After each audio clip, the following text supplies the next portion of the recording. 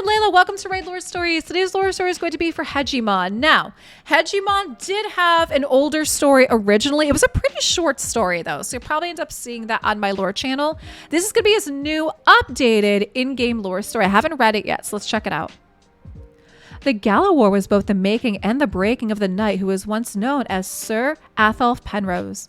An able warrior and skilled tactician sworn to the kingdom of Karok, Atholf was given command of a battle host and ordered to the elven realm of Aravia to assist in the defense of the high elf port of Arak.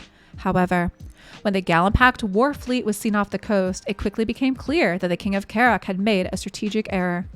Rather than attempt a landing along Aravia's shores, most of the Gallon-packed fleet gambled against the stormy weather and carried on, bypassing the defense of the High Elves and striking instead at Karok from the south. Sir Atholf did not feel he could abandon Arak, as a number of additional Gallon-packed troops had landed on the coast and now threatened Aravia. Forced to make the impossible choice between following his original orders and helping protect one of Karok's allies, or marching back to Karok to defend his homeland and abandon Aravia, Atholf decided to hold Arak.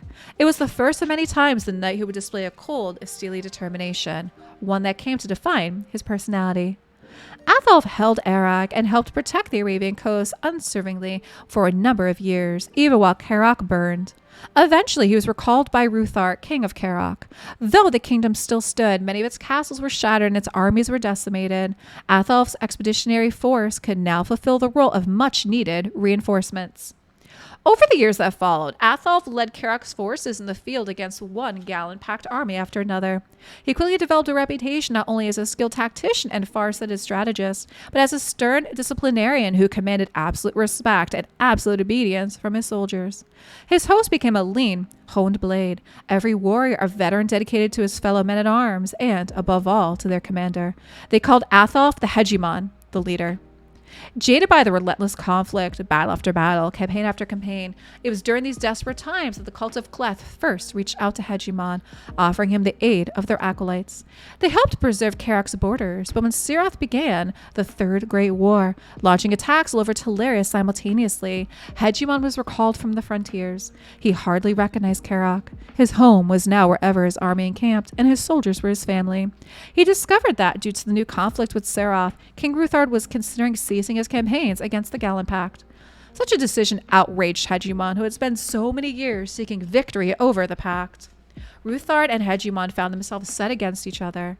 Who struck the first blow between the King of Karok and one of his kingdom's foremost generals is known only to a few. What is certain is that eventually Hegemon wounded the king in his rage before departing their last encounter.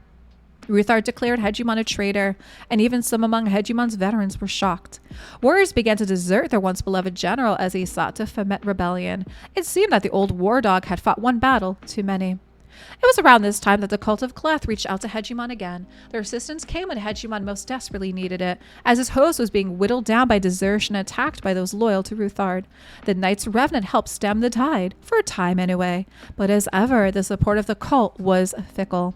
It wasn't until Hegemon's once proud army had been reduced down to just a dozen loyal, grizzled soldiers that they agreed to provide the boon of soul transference, albeit to an unprecedented degree. Hegemon demanded a new body, not only for himself, but for his last remaining warriors as well. Stretching their resources, the cult eventually granted Hegemon his wish, creating not only one undying commander, but a platoon of deathless knights under his command. In exchange, Hegemon threw himself once more into the war for Karok, now sworn to winning it for the forces of darkness. Still, however, the cult's assistance was a double-edged sword. Other Knight Revenant, such as the creature known as Solus, grew concerned at Hegemon's rapid rise to prominence and withdrew their support from the war effort. Ultimately, Hegemon's campaign collapsed, at least in the short term. The boon of immortality, however, means that all is not lost.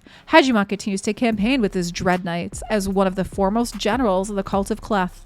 One day, perhaps, he will conquer not only Karok, but the cult too, and bend both to his will in a new and terrible kingdom. Well, that's an interesting story for Hegemon. I will say it is different than initially what his original story was. And it kind of almost makes his army almost seem like Death Knights and stuff. If anybody is like a World of Warcraft fan like me. Very, very interesting on what they did. Guys, drop me some comments down below what you think for the lore story for Hegemon. And thank you so much for watching.